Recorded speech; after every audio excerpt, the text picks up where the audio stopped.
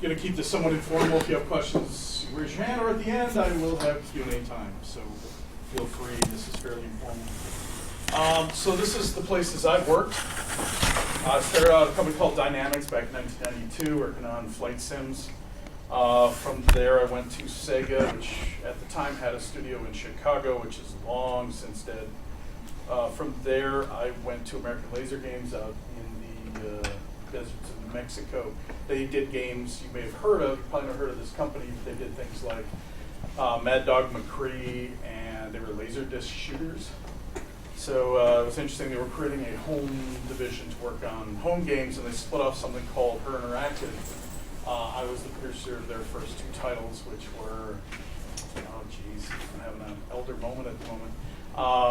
I did the first Vampire Diaries game, and then I did Mackenzie & Company, which were the first Her Interactive games. From there, I went back to Chicago, Fossa Studio. I was the senior producer for MechWarrior 3, which eventually became MechWarrior 4, and I don't know if you ever saw the Battletech pods. I was the producer for those as well. From there, I kind of got tired of just doing other people's stuff and decided I wanted to start my own company, so I packed up the family, moved back to Madison. I'm from Oshkosh originally.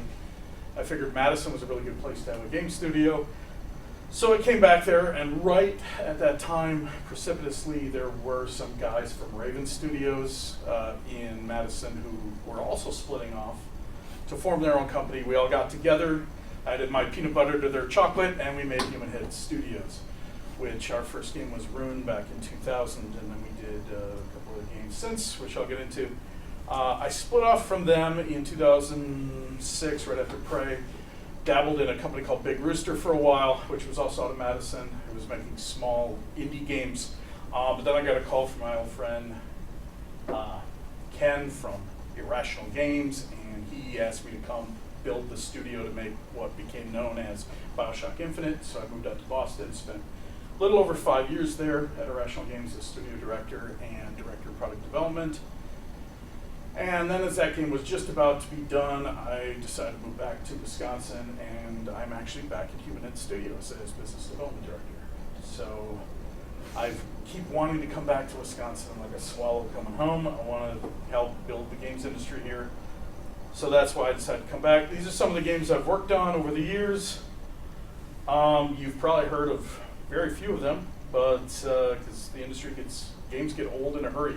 You spend 2 years making a game, it has about 6 weeks of shelf life before people don't care anymore and move on to something else. So be prepared for that. As I said, I was on BioShock Infinite. And most recently, since I've been back at Human Head Studios, I've been involved with Fort Courage, Defiance, and Batman Arkham Origins, all of which Human Head worked on. And most recently, we released something called Minimum. Thank you. It's a fun game. Check it out. It's cheap. It's on Steam. It's a fast-paced shooter. Now, real quickly, I think it's important to know your roots. As a kid growing up in Oshkosh, I used to hang out at this place, Led's Castle. You've probably never heard of it, but it was an arcade. It kicked ass. It was in a place called Park Plaza. I spent my allowance there pretty much within an hour of getting it every Friday. We'd walk over there. Didn't matter how cold it was. We'd walk down to the Led's Castle and blow all of our cash. Looked like this. This is how you gamed back in the 80s. We had crappy home consoles, so this is where you went to play really good games. And before that, however, before video games, I actually played on these kinds of things. These were mechanical arcade games. They would have little plastic soldiers you would shoot with little ball bearings. They were all mechanical. They're all funky, hard to find these days. There's a few museums that have them. But they were really cool in that they were the most complex constructs ever created. They were a maintenance nightmare. They were a hell of a lot of fun when you were 8 years old. So, state of the industry. I'm going to talk about business, state of the industry tonight. It's usually kind of a dry topic. I'm going to try to keep it interesting so you guys know where things are out there. When you get out there to get a job, when you get out there in the industry, you want to know what it's actually like. So this is kind of how things were about a year ago. Most of the industry was like, oh, what's going to happen? Nobody knew what was going to happen with PS4 and Xbox One. Everybody thought they were going to tank, and everybody was uncertain. All the publishers were really scared. Nobody was funding anything. And then, like, overnight, this happened. So this is where everybody is now. Like, oh my God, it's sold and we can make money, and what the hell? let's get some games out there. But unfortunately, they didn't fund anything for like a year, so you'll notice there's been kind of a dearth of games over the last year. So they're trying to catch up. Now, I'm going to go over some of the numbers. The most recent numbers I have that are released annually are 2013. So they're a little out of date at the moment, but bear with me. They're the most recent that I could get. So U.S. sales last year, 15.39 billion total. 6.3 of that was physical games. I went down to Walmart or Best Buy and I bought a package. 1.83 was used games. I went down to GameStop and I bought a package that was used, usually with 5,000 stickers and the smell of cigarettes. 7.22 billion was downloadable full games, DLC, subscriptions, mobile, and social network games. Notice that that's the biggest number, because that's the biggest growing number. Now, okay, that sounds, 15, that sounds kind of low, right? That was only a 1% increase over 2012. 5% increase in console hardware sales. Now, these numbers were only till the end of the year, and PS4 and Xbox One shipped right at the end of the year.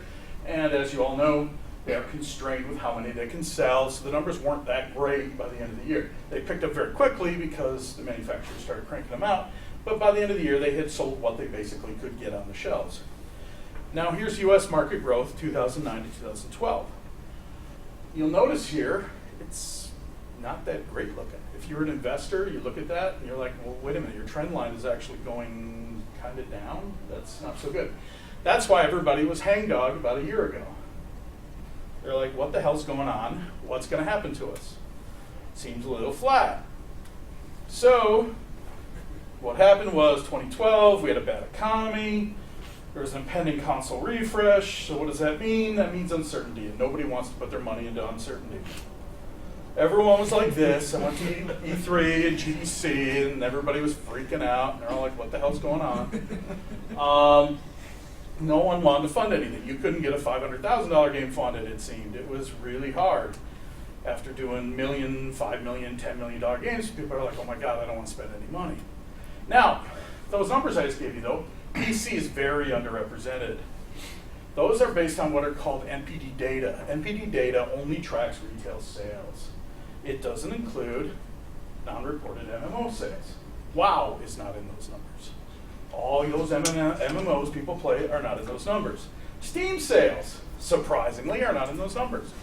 Now, that's a huge oversight. Because Steam sells a copy or two a week. Both are PC powerhouses, which means those numbers were dramatically underrepresented, which is why publishers are freaking out. They were so used to console, and they were like, it kind of snuck up on them that PC had resurged and thundered ahead. I know when I was at 2K, 1/3 of all of our sales were derived from Steam sales. Not just 1/3 of PC sales, 1/3 of all sales. It was considered a platform equal to, at the time, PS3 and 360. So Steam has done quite well for themselves. So what are the worldwide sales and forecasts? So 2012, the worldwide number was 78.9 billion. Remember that earlier number was 15 billion? That was US only. That was based on MPD sales. This is worldwide. Now, this year they projected 93.3 was last year. This year they projected 101.6. I actually think that's going to be low. I think it'll be higher than that. Not a lot higher. I would say, I'm going to go out on a limb and guess 105, but it'll be higher. Next year they're thinking 111.1. And you can see the split between PC, mobile, handheld, and consoles. That's what they're predicting. Consoles, I think they're high. I think those numbers are going to not be as high as they claim. I think PC will be higher, and mobile will be higher. So, but the grand total is humongous. Now, you guys are all probably too young to get this reference, so I'll move right on. So, games are bigger than movies, right? Keep hearing that. Games are bigger than movies. Everywhere I go, I hear that. Games are bigger than movies. Holy crap. No. No, games are not bigger than movies. Games are bigger than U.S. box office receipts, but they're not bigger than movies. This is global box office, which is just ticket sales. Okay, so as of 2012, which is the most recent numbers I can give for box office, it was $34.7 billion. Okay, well that's lower than the worldwide total, right?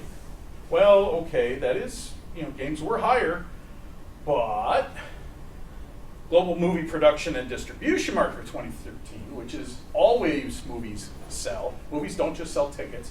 They sell Netflix. They sell Amazon Prime. They sell, there's still people buying copies down at Best Buy. All of that counts. Games get one crack at the apple, maybe two if you're going to re-release on Steam or GOG. Goodoldgames.com, check it out. It's awesome. You can check out some of my old games there. But 90 billion, not including downloadable sales. So direct downloadable sales. So if you went on Xbox and you downloaded a movie for, what is it, 12 bucks, where they rip people off for the HD, that's not included. So there was a much, much bigger number. And then if you include dedicated hardware sales, it gets even bigger. So we're getting closer to games overtaking, if you count everything, but not quite. So I'm going to go into gamer demographics a little bit. Girl gamers. I don't know if you guys have seen these. I just thought it was funny. All right, gamer demographics. Now these were for 2013. The source was the ESA, the Electronic Software Association. They are the business association of video games.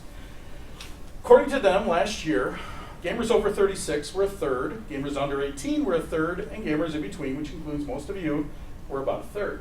Which is interesting, because it used to skew a lot younger, then it skewed a lot older, and now it's split evenly between the three. So I found that interesting. Average age of a game player, anybody want to guess? 31. 31, anyone else? 32. 26. 26, we got one lower. Okay, anybody higher? 30, you're all pretty close. 30 is the average age of the game player, which means it is skewing a little older still. Average purchaser, any guesses there? I think 35. 40. I go 35. All right, 35, exactly, good guesses. 35. Now, here's the genders though. Gamers are 45, girls are 45%. That's interesting. So the female audience has grown pretty large. And there's actually more interesting stats. Women 18 or older represent 31% of the game population.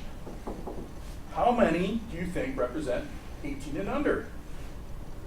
Like 60 something. Boys under 17 only represent 19%. There are more women playing games 18 or older than there are boys playing 17 and under. It's an interesting stat. 58% of Americans play video games. The other 42% are boring. An average of 2 gamers in every game playing household. 51% of U.S. households own a dedicated console, and those that do own an average of 2. Anybody? Who all here owns a console? Who all here owns more than 2? Do you count PC? Do we count a PC as a console? No. No. I don't want more than 2. More than 3? He's got a thing. Okay, the ladies are representing in the back here. Yeah. More than 4? You're counting handhelds, right? Wait, counting handhelds? Are we counting handhelds? Counting handhelds? Yeah. 3DS is a console, folks. Wait, how old of a handle? If I still play my Game Boy Advance, can I count that? If I lost sure. it, do I count it? Oh, sure. No, let him do it. It's cool. 5? 6? Wow, 7? What do you got, a YouTube channel? 8? All right, list them off. What do you got? Well, I have Atari 2600, PlayStation 1, Xbox One, PlayStation 3, Wii U, GameCube, Super Nintendo, Nintendo 64, Nintendo, Game Boy from brick Game Boy, Game Boy Pocket, Game Boy Colors, Game Boy Advance, Game Boy Advance SPs, DS, DS Lites, DS, 3DSs. You definitely need to start a YouTube channel. I have multiple of some of those too. Like I have 2 PS1s. Oh, I have 2 Sega Genesises. All right. They're one of the Sega things. I've owned all of those at one point or another, but Yeah. gotten rid of a lot of them. I normally sell mine off and buy the new one. I even had a Sega Nomad, which was built by monkeys in the jungle because it was a piece of junk. You would literally flip the volume and it would break. It was a handheld Genesis. It was very cool. Well, it worked. So, but congratulations, you win. All right, so moving on. Gameplay genres, online game genres. Now, when I started the industry, do you know what the #1 genre was in games? Adventure. Yeah. Point and Close. click. Close. That was 2, I believe. Flight simulations. What? I couldn't sell a flight sim to a publisher if I had pictures of him that I could blackmail him with. Flight sims are so hard to place these days, but that was in one, believe it or not, at one time. I worked at Dynamics, which we made all of our money on flight simulators. We did Red Baron 2, Aces of the Pacific, Aces over Europe, Aces of the Deep was one I worked on. We hated that name. It doesn't make any sense. You're a submarine. How does that work? But Sims were the #1 genre at the time I got into the industry. So it changes over time. Right now, what's the biggest thing? No, 26%. Well, action, sports, and role play, which is a fairly large category, I will admit, is #2 to puzzle, board, and trivia. I guess we can look right there. Yeah, an open book test, you guys failed college. Mobile game genres. Now, these are the mobiles. It's tied between casual social and, again, a large category, puzzle, board games, game show, trivia, and card games. ESA needs to split up their genres because they want to make them look better. And then my favorite is 13% of other. Platform choice, 68% play console, 63% play PC. Again, this is a year ago, so this changes over time. Smartphone, 43%, dedicated handheld, 37%, wireless devices, 30%. So let's just briefly discuss the console wars. Xbox One. Now we're coming into the second year, but this is mainly about the first year. The best numbers I have till now, there are better numbers out there, I just don't have access to them, is that are an estimated 5 million units sold to date. Now, what's interesting about that, well actually, I gotta change this slide because it is now $399, I believe, with Connect. And they've lowered the price recently, I forget. I think I it's think it was $349.99. $50. Yeah, oh, it's only $50? Yeah. Okay, so it's only $449. temporary. I think it's just a sale. Yeah, it's for the holiday season. They had a really flawed build up to launch. Yeah. Some of you may notice they launched 8 years to the day after the 360. Prior to that, game cycles were typically 5 years between consoles. So 8 years was a big run for the 360, and I'm here to tell you the 360 and the PS3 still have a ton of life in them. They are very good consoles. It was the second biggest console launch ever, which, should have been an awesome thing, but Microsoft, this was their marketing plan for Xbox One. They spent a lot of time, a lot of money, and they came up with this. Yeah, I remember the E3. Yeah. So bad. The E3 was real. PS4, you'll notice, estimated 7 million units to date, making it the largest console release in history. Yes? I could have sworn they released the thing saying they actually sold 10 million now. They probably released something last week. I tried to check the data this morning, and my data from July was the most recent time. You're probably correct. So it's probably more like 10 and 7 now. It might have been shipped, I'm not sure. Oh, yeah, that could be as well. This is sold. Selling $399, drafted on Microsoft's mistakes to launch, which is kind of funny because a lot of the times they just waited for Microsoft to make an announcement and they'd say, oh, we don't do that. Or if people liked it, they went, oh, yeah, we do that. They launched 7 years after the PS3, so there was actually a shorter distance between PS3 and PS4 than there was between Xbox and Xbox 360. Xbox 360 and Xbox One. Get all my Xboxes mixed up. It was the biggest launch ever. That was intentional. Okay, so this was their marketing plan. They literally sat back and said, all right, Microsoft, you guys, yeah, sure. You screwed up. We don't do that. If people liked it, we do that in spades. This is an interesting thing I found, which is the console wars. This was June of this year. We live in Sony territory. The front does change. I don't know how the midterms affected this, but we live in PS4 territory with much of the West being Xbox One territory. And I don't know what's in Iowa and Illinois. Those people need to pick a side. Wii U, estimated 6 million units sold to date, which sounds great, right? compared to the Xbox One and PS4. It's selling $299. However, they had a confused base. A lot of the Wii people thought the Wii U was an add-on. It's not. It was launched 6 years after the Wii, starting millions of jokes across the internet about how you have to take a Wii. Launched with missteps, still struggling. This was their marketing plan, which was, holy crap, there's this thing called HD and it looks cool. GameCube didn't do any, even the Xbox One and PS2, you can at least do 720p, you know, whatever. I got really confused for a second because you just said Xbox One. And Sorry, I'm like, what? Xbox One did have some 720p. Crazy. No, but I'm like, you mean the first one? Oh, Right, sorry. Xbox. Yes. It's And the then one. that's why that is yet another reason Microsoft screwed up their launch. Wait a minute, I'm buying the Xbox One. No, I want to buy the original Xbox.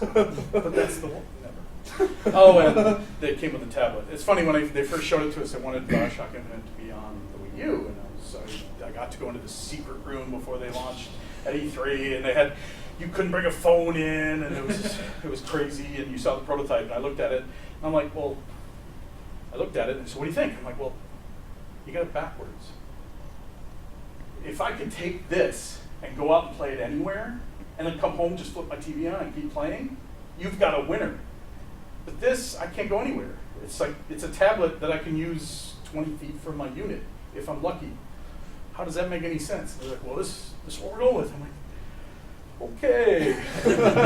Honestly, if it was the reverse, if it was like I could come home, flip TV on, just send the signal, and boom, I'm going, that would have been awesome. It'd make it a Super Game Boy, which I guess they're the big ones, but Super HD TV Game Boy.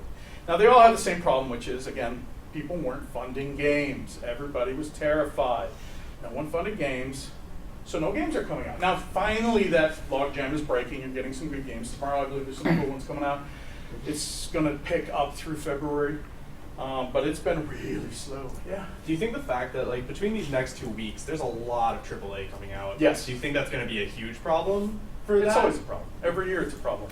There's a condensed period from about the last week of August to about Thanksgiving where everybody tries to cram their games out. If you miss Thanksgiving, you screwed up, because game sales go dramatically down after that. If you come out too early, if you come out before then, everyone in Europe gets a 30-day holiday in the summer. In Europe, everybody gets 30 days off, and they shut Europe down. If you go to Spain, everything's shut down for a month. And it's all tourist season. Everybody's out. No one's playing video games. They're all out at the beach or in the Mediterranean or wherever, having a good time. So European sales go way down over the summer. U.S. sales continue fairly well, but European sales, forget it, it's done over the summer. About the end of August, everybody's going back to school, so suddenly sales perk up again. So that's the sweet window between the end of August and basically Thanksgiving. So again, why was this? Bad economy, impending console refresh, and uncertainty. Too many games came out in the same month, not enough time to play all of them. That's the problem you're stuck with. Now for us, it's a sales problem. It's like, how am I going to come out and make people give a crap about my game when I'm coming up against Rogue is coming out. Rogue and Unity, Yeah. Master Chief Collection, Dragon Yep. Age Inquisition's coming out soon. That's next week, I believe. Yep. Yeah. My wallet is already Super Smash Bros.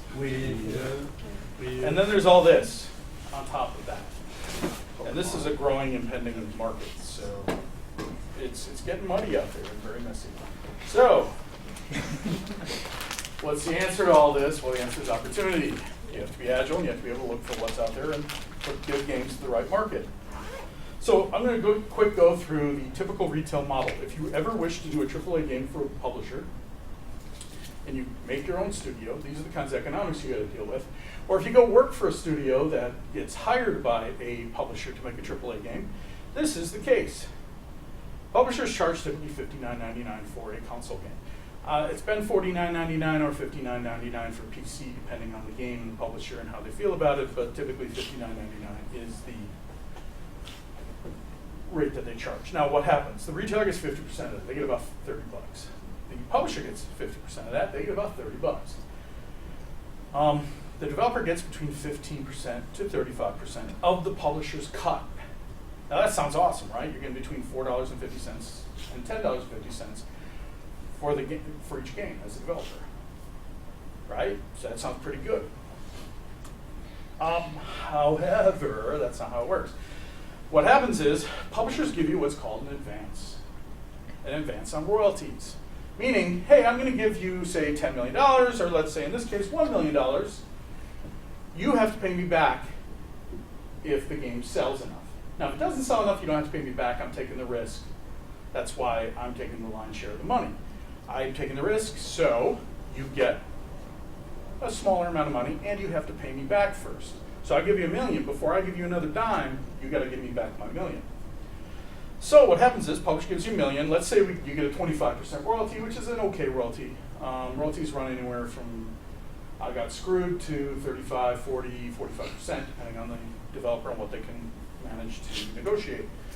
Publisher earns, let's say publisher earns $1 million. What do you earn? You earn nothing. They earn $250 million or $250,000 of that million, right? But the publisher, you don't get any of that. It goes all to the publishers. The publisher keeps that. Now the publisher earned $3 million. You get $750,000. You still have not received a dime. They've tripled their money. You've gotten nothing. Now, with this 25% royalty, they earned $4 million. You have now broken even. You still don't have a dime. You got that $1 million up front. You got nothing after. And you were the one who made the game, right? Great deal. Digital downloadable model. So this is how it works. Publisher charges $60. Platform holder gets 30%. So that's Steam, GOG, typically Xbox, Sony Online. They get 30% of the cut. So if you buy a game for $10, $3 of that goes to Sony or Microsoft or Steam or whoever. Typically that's how it works. So for a $60 game, they get $18. The publisher gets $42. Now, developer's getting a better deal here because he gets 15 to 35% of a publisher's cut, which is $630 to $1470. Which, you're going to earn money a little faster, but you still got to earn it back. So you got to earn your publisher's profits before you see a dime. And there's the free-to-play model. You've all seen the free-to-play model. It's becoming more and more prominent. Now, it's riskier up front, but you can make a lot of money. A lot of games are now pay to win. That's big in Asia. It's starting to become big in the U.S. You pay. It's like, hey, if I pay $20, I get to scoot up a bunch of levels. I get better weaponry. I get better armor. I get better whatever. Surprisingly, people with money like this. They love to. Hey, I don't have time for all that crap. I just want to get to level 50 and start beating people up. So they can pay to win. They get to go ahead. Free-to-play models, you can play a lot of games online right now without ever spending a dime. But their job is to tempt you into spending dimes, lots of them. So if you play some examples, World of Tanks is one of the biggest ones out there. League of Legends is one of the biggest ones out there. They make money off of things like special characters. World of Tanks, you can buy custom tanks. You can increase your experience earnings, that sort of thing. A lot of these games, their job is to entice you to want to spend that money. And they call the guys who spend a lot of money whales. And then there's the pay-to-play model, which combines traditional model with free-to-play model, which is you get to pay for the game up front, and then you get to pay for stuff. Now that can vary. That can vary from, holy crap, I pay $20, and if I want to do anything, I got to pay more money over time, to, just cosmetic stuff. For instance, Team Fortress 2 started out as a premium game, which is where you pay up front, and now it's gone to a free-to-play with cosmetics that you can buy. So you can go to Steam Workshop and buy a cool banana hat or something. It doesn't really affect the game, but you want to look cool, or dorky, depending on how you want to look, and you spend some money to do so. So that's still free-to-play. Minimum, we have a model where you pay up front, and we have some cosmetics, and we'll see how things go over time. But pay to play is, I get cooler weapons and armor by paying extra money, on top of paying money for the game in the first place. There's other things like advert gaming. There's the obvious, hey, I'm playing the M&M Flip the Mix game, or there's not so obvious games. My buddies over at Streamline made Axon Runners, which is just a racing game. You would never know that it was sponsored by Coca-Cola, but it was, and it's advertising. Then there's alternate developer models. There's something called the partner model, which is you get an upfront fee. It is not recoupable. So it's, hey, I'll give you $1 million, but you're going to get a much smaller royalty. But on the flip side, you get money right away. You don't have to wait. You don't have to earn it back. I make money, you make money. You just make less of it. Over time, maybe it earns out the same if the game sells a ton, but if it doesn't sell a ton, you at least have something for your troubles. And then there's the Kickstarter model, which unfortunately over the last 6 months has really been rough. I had some friends who, ex-Irrational guys who just did a game called Black Glove. On Kickstarter, they wanted $500,000. I think they hit $300,000 before they petered out, and that was that. Unfortunately, it's getting much, much tougher for video games in the Kickstarter model. Board games are still going incredibly strongly in the Kickstarter model, but video games, typically because they want a lot more money, haven't been doing so well. And then there's the future, which who the hell knows what models are going to come out there. Oculus Rift is coming. If you have a chance to play with it and didn't throw up, a lot of people think it's going to be interesting for a lot of things besides gaming as well. I've heard of adventure vacationing, which I don't know, it sounds kind of lame, just walking around a beach virtually, but whatever.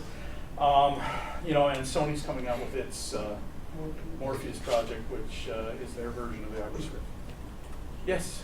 Have you heard of Patreon? No. Okay. It's not important. Okay. So I'll quick whip through some predictions. I think Wii U, unfortunately. I love the Wii U. I didn't touch my Wii. My Wii sat silently and occasionally blinked blue at me because I didn't play it. I just did not click with the Wii. But the Wii U, I love it. I play the crap out of it. Despite what I said earlier, I still think they got it backwards. However, there's some great games on there. I think the couch experience with friends is the best right now on the Wii U. It's fun just to navigate their store. I mean, Sony and Microsoft, you navigate their store. It's not fun, but Wii makes it fun. You get the cool little music and little bouncy things going on. They did a great job with it, but they confused the hell out of the market, and frankly, they're a generation behind. Wii U was about equal to an Xbox 360 with some extra memory, which wasn't enough when they were coming out with stuff that was way beyond that. So I think they're going to move on to something else. The reason why is Wii U has actually sold less than the GameCube, which was considered a very big failure by Nintendo. So I think they're going to stick with it. There's some great games coming. Smash Brothers, Mario Kart just came out recently. Yeah, there's some great games coming. There will be. It'll all be first-party stuff, but you're going to see third-party die. No one third-party is going to do a game. It's just not worth it economically. And then I think PS4 is going to continue to run away from Xbox. Xbox will do well if you're an Xbox fan. I'm a huge Xbox 360 fan. I would like to be an Xbox One fan. But they've made too many mistakes. I think momentum is huge in this industry. I think they will continue to ship some innovative, really great games. But I think once the animals have left the barn, it's a little late. I think it's already a little too late for Xbox One to ever catch up. PS4 is accelerating while Microsoft is continuing a decent trend, but PS4 is accelerating. So I just think that's going to be really hard for Xbox to come back. GameStop. Now, I go to GameStop, I pick up games, my son makes me go there and buy a bunch of used stuff because he's a huge retro gamer. He's 11 years old, he's a giant retro gamer. You probably know this. I think they're also going the way of the dinosaur. They tried to come out with their own tablet, no one cared. I think the problem is they pissed off too many publishers because publishers are like, wait a minute, I sell my game for $55 and they sell their game for $50. They just bought used off a guy for $20. And you're not giving me anything? You're not giving me a piece of the pie for reselling my game? It really pissed off a lot of publishers who took actions to do things like, oh, well, you can only get the cool DLC or the free add-on stuff if you have the original game. You have to have the original code that came with the game as one-time use code. Publishers have been working actively to kill this as quickly as possible. I think GameStop's will be the new Blockbuster 2 or 3 years from now, which is unfortunate because then someone else has a cool place to go get games.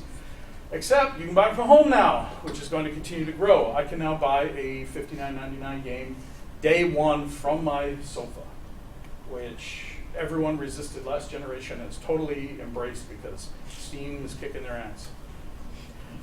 Mobile's gotten interesting. A year ago, everybody's like, oh my God, everybody's doing mobile games. Mobile everything. Everything's mobile. Mobile social, going crazy. Obviously, Blizzard did it right. Hearthstone's a fantastic free-to-play, although I consider pay-to-play those cheesy cards people bring in. Damn it, I hate those cheesy cards. But the problem with mobile is user acquisition costs have skyrocketed over the last year. It is incredibly expensive to rise above the din and get people to notice your game. Even a year ago, if you were a smart little indie group, came up with an interesting concept, you could still make some noise and get out there. It has gotten so expensive. User acquisition is crazy expensive right now in the mobile world, and everybody's kind of retooling, trying to figure out how to deal with that. And then there's indie. Indie will continue to shine. I'm so glad that indie's back. We used to have the mid-core. Mid-core's coming back. What we used to call A games or B games, which are not quite AAA. You know, those used to be the bread and butter of the industry, and they died horribly during the last generation, the 360 PS3 era. All those companies of that scale died. It was a real bloodbath. But I think indie has come back and proven that you can do great games that don't cost a ton of money. You can make money. You reach directly to your audience. Why do I have to go through somebody to reach my audience? Well, unfortunately, as channels flood with more information, you need gatekeepers who can point people, and then you get people who are sort of influence leaders who say, "Ooh, this game's awesome. This game sucks," and suddenly you got to kiss their ass, and you're back where you were 10 years ago. But for the time being, there's still a market out there for indies. I think indies have to deserve it. There's indie all over the spectrum. There's indie that looks like I drew something on a napkin, and there's indie that looks like, holy crap, that could be a AAA game. And it's all over the market. It's got to be fun, though. People don't really care if your game looks stupid if it plays well. But you got to deserve it. And you got to be out there. You got to be a social animal. You got to get people interested in Facebook, on Twitch, on Twitter. You have to get people excited about your games. That hasn't changed. I'm going to briefly go into games investment in Wisconsin in case you ever decide to go that route. The one on the left is sort of a nod to the original Raven. When the first time I ever met the Raven guys, they were at Gen Con, which used to be in Wisconsin. It's a big games convention. It used to be in Milwaukee. Before that, it was in Kenosha. Before that, it was in Lake Geneva. But back when it was in Milwaukee, the Raven guys, the Raffle brothers, were out front with Ben Goki, who was the first employee of Human Head, with floppy disks for a game called Black Crypt for the Amiga, handing out demo floppy disks. And that's how Raven got their start. So that's how Raven, which is a huge company now in Madison, got its start. A couple of guys handing out floppy disks at Gen Con. But honestly, the outlook for games investment in Wisconsin is bad just because the outlook for investment in Wisconsin isn't so great. This is total investment in Wisconsin. The number of deals and how much they were worth, and how much of that was Wisconsin-based VC. Wisconsin trails horribly places like Minnesota, Michigan, Illinois, even Iowa. Iowa has better investment than Wisconsin does. That was true when I was starting with Human Head. It's true now. It's rough. It's something I hope changes over time. People in Wisconsin are tight with their money. They want to know that you're going to make money before they hand over their money. So you still have to go out to California. You still got to go to Illinois. You still got to go to wherever to get your money. New York. I would love to get Wisconsin investment, but it's really hard to find and come by. And with all these slides, it's very important to remember that all of this information changes very, very quickly. I was looking for a quick change artist. This was the closest I could come. It happens very quickly. All these numbers could change. PS4 could suddenly, Sony could screw up mightily, and tomorrow they're owned by Sega, and Sega gets back into the hardware business, and then everybody's like, holy crap. It all changes so quickly. If you remember, EA was number one for years and years and years and years, and then all of a sudden Activision got bought by Vivendi, which was interesting because really, it was Universal Vivendi. Activision bought Universal Vivendi, but then fired all their management. So they said, we want your titles, but Universal Vivendi bought Activision and then fired all of Universal Vivendi's management, putting Activision's management in charge of the entire new conglomerate, which is a weird way of buying something. Like, we're going to buy you, and then we're going to let you run us. Because frankly, Activision does have better management, and they knew it. And certainly Activision continues to make it But tough. then we had Blizzard. And they had Blizzard. So, conclusion. So, a blurb. I moved back to Wisconsin in '97 to help build the Wisconsin game development community. I actually founded the IGDA down in Madison at that time, which unfortunately is kind of going on hard times right now. I believe we have the right creative environment. I have the right technical environment, or artistic environment. I helped create and grow 2 Wisconsin dev studios. I left for Boston. Now I'm back. Place is thriving. There are a lot of companies. There's a lot of companies in Madison. There's companies in Milwaukee. And you guys, who knows where you're going and what you're going to be doing. But nothing has changed my original belief that Wisconsin is a great place to make games. We invented D and frickin' D. So I believe we can continue to influence games moving forward. I think Wisconsin game development will continue to thrive despite the fact that investment kind of sucks here. And that's it. So thanks everybody. Questions? Why is the ball look so much like a Death Star? Questions? So, who in the space station? Any questions? Come on, guys. Questions? Yeah. When you left Irrational, did you know that it was coming to the end, or Yes. okay? Is that part of why you left as well, or just No. Okay. That's as far as I'll go with that. Yeah. Understand. When is Human Head gonna look for artists? We've got a bunch of stuff we're doing right now. We have a game we haven't announced yet. That we're about to announce. And we will likely be expanding in the coming year. So I would say, spring is when we'll start hiring folks. Yeah. Yeah. Ideally, what do you look for an art intern or a candidate? For art? Yeah. Portfolio. I don't even look at your resume. I just look at your portfolio. If your portfolio is awesome, I want to hire you. If your portfolio sucks, I don't look at your resume. I think that's true of almost every company in the industry. It's the sad truth. So what I suggest to all students is have an amazingly good, take your best stuff and only your best stuff. If that's one piece, but it's kick-ass, put it in there and defend the hell out of it and talk about what you did. It's important to talk about what you did with that piece. But your portfolio is the end all be all of whether you're going to get hired. So people look at your portfolio and they're like, you're not going to get hired. If people look at your portfolio, holy crap, you're going to get offers everywhere. It's all, art is completely talent. So make sure you're focusing hard on the portfolio. What about for CS, for computer scientists? Sure, samples, and again, account for what you did, specifically what you did. So if you're part of a student team group, which is great because we want people with team experience, which is why all the schools are focusing on team experience. We need to know people can work together. But you have to talk about what you did. Because if you said, oh, well, this guy did this she did this, they did that, what did you do? I organized. Well, if you're going for a producer's job, that might cut it if you can show how you organized it. But if you're going for a CS job, you have to show what you did, why, what section of that code is yours. I would also recommend having a good portfolio as well. Oh, and for all of you, an online portfolio is the way to go. Even if it's a DeviantArt site or something like that, if you can't afford to host your own site, I don't know if Stout gives you guys space for that kind of thing. Some schools do. You should talk to them about it. I know, like Guildhall. I think they took down Drive. Guildhall, I think, has a gallery where you can go check out students' work. I would highly recommend you guys talk to instructors and see if or whoever administrators are and say, hey, can we get some portfolio space for free because you're a university and can afford it, and I'm a lowly student and I can't. And blink your eyes and cry a little, and see if they'll do that for you. Otherwise, there's a lot of free spaces out there. Start a blogger site, start a whatever, but get your stuff online, because if I can just click on something and go, oh, cool, and check out your portfolio, it's a lot easier. When I was going to school, I had to mail people discs, which sucked. So we didn't have internet. Anything else? Good days. Yeah. Where was your favorite place to work? Not counting Human Head.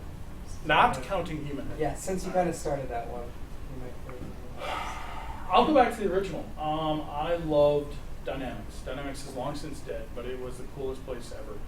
We did sports, we did Sims, we did adventure games, we did Willy Beamish, we did Space Quest 4, we did mech games, we did, we had 10 teams and everybody of 10 people.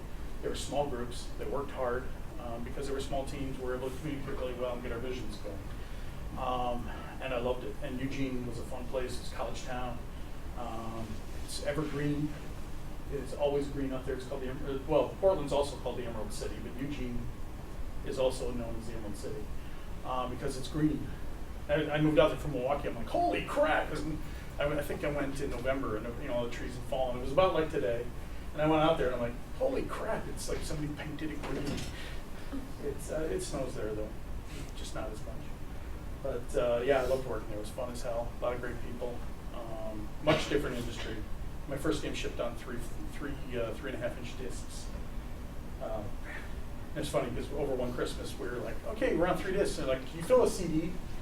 I'm like, well, we just spent all this time shrinking everything. Now he wants to bloat it. What the hell? That's what happens then. Anything else? Come on. Yeah. Any advice on like startups and starting your own company and stuff? Stock up on ramen So, and caffeine, a strong source of it. Partner with people you trust, partner with people you like, partner with people who work hard, and trust in them. Create a atmosphere of trust. Big Rooster was a company I also started that I love that place. That's probably my number 2 behind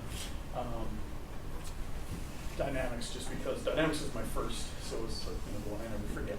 But Big Rooster was a lot of fun. We were a small group of people. We all trusted one another. It was the most productive place I've ever worked. We cranked out so much stuff, and we had a ton of fun doing it. So if you're with the right people and you trust each other, and don't work for schmucks. That's my. If you're interviewing somebody and they feel like a schmuck, take it if it's the only gig in town to get the experience. But you know what? Life's too short. A lot of companies in this industry will burn you the hell out, and it's not worth that. It's not worth it. It's okay to do that the first few years. Hell, I still work late hours when I need to. But don't let a company just abuse the shit out of you and not pay you anything for it. It's just not worth it. Yeah. On that, do you know any companies that you should kind of avoid? I'm not going to based say it that? on. You're not saying I'm not going to say it on Twitch. We'll ask Well, and unfortunately, and honestly, a lot of them die or are dead. So you can't work there. I've always. It's funny. We used to joke about GDC talks back before GDC became the giant thing it is now. And it was fun to give talks and hang out with people. Now it's just this huge, constant, never-ending monstrosity of people. But back when it was much smaller, we used to joke about what talks we wanted to do. And I always wanted to do. Sit down, shut up, I'm going to tell you the truth, you motherfuckers. And then it was going to be like 2 hours of just me bitching at people. Yeah, you! Now I'm older now, I'm wiser. Too much at stake. I can't go out there and cut my own throat. But, I'm just saying, when you go to interview, they are evaluating you, but the biggest advice I can give you is evaluate that. Do you want to work there? If it doesn't look like a place you want to work, if it doesn't look like a place that's going to challenge you, if it doesn't look like a place that's going to make work that's worthwhile to you, then why would you go there? Unless it's the only gig you got and you got to get the experience. Yeah. Would you ever recommend somebody start a studio straight out of college? It's been done. It was done in my day. It's done now. Supergiant was a bunch of college kids who made Bastion. Met those guys. The voice. That guy was like 19. Yeah, I was like, holy crap, you do the voice, really? Those guys started right out of school. And they're fantastic. It can be done. It's just it's not easy. For every Supergiant, there's like 4,000 people you never heard of. So it's hard. You can do it, but again, trust the people. Trust in the people you are doing it with, and make sure you have a vision for what you want to get done. Because if it's just, hey, let's make a game, and then 6 months on, you're like, well, okay, what are we making? Then you're not going to succeed. But yeah, if you got a vision, do it.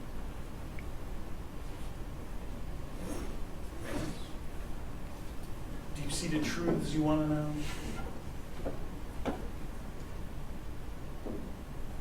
E3's gone by, yeah. What was it like working at Irrational? I call Irrational at the time, and now it was like a master class in taking games. It was like going to school. It was like going to graduate school. It was constantly challenging. It was constantly uplifting to see the work we produced under such duress, because there was this constant pressure between ourselves, pressure from above. It was a studio that would not tolerate fucking up. And it was kind of like being on the highest Olympic team. It was this constant pressure cooker, and some people couldn't hack it, and some people could and thrived. Some people lost their minds and got the hell out of there as soon as they could. But I loved being with people who were there and seeing what they did.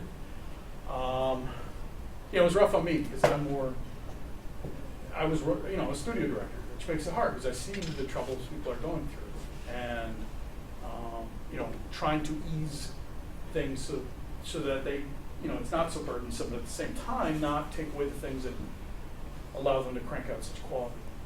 But it was a meat grind, but it was a fantastic place to work, and some of the most talented people I've ever met in my life came out of that studio. Unfortunately, it's gone now, but a lot of those guys moved on and they're doing great work elsewhere. And gals. I say guys, meaning everyone, but I should stress there's a lot of women at Irrational as well. Some fantastic people, and they all moved on. I feel honored to have written some recommendation letters for a lot of men and women who left there. Some just fantastically talented folk. But man, you didn't sleep well.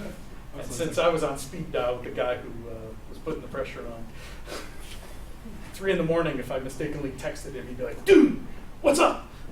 It's 3 in the morning, I sent you a text. I didn't realize you were up.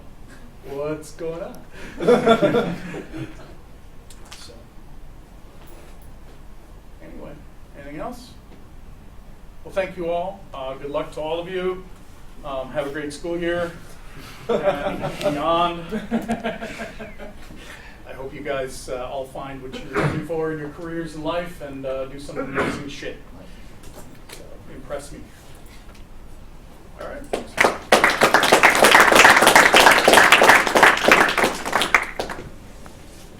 All right, I'll be here in a few minutes. If anyone wants to ask me anything they did want to ask me.